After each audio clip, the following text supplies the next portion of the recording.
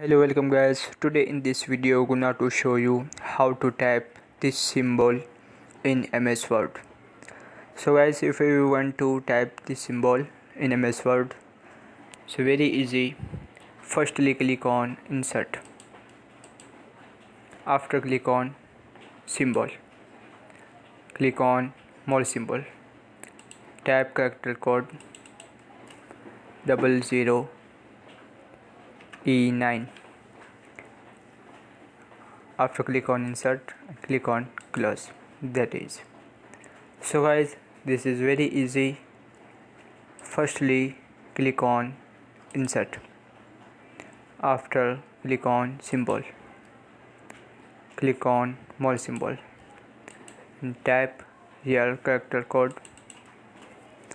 00E9. After click on insert and click on close.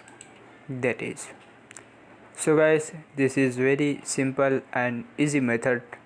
Thank you for watching this video. Please subscribe my channel for latest update.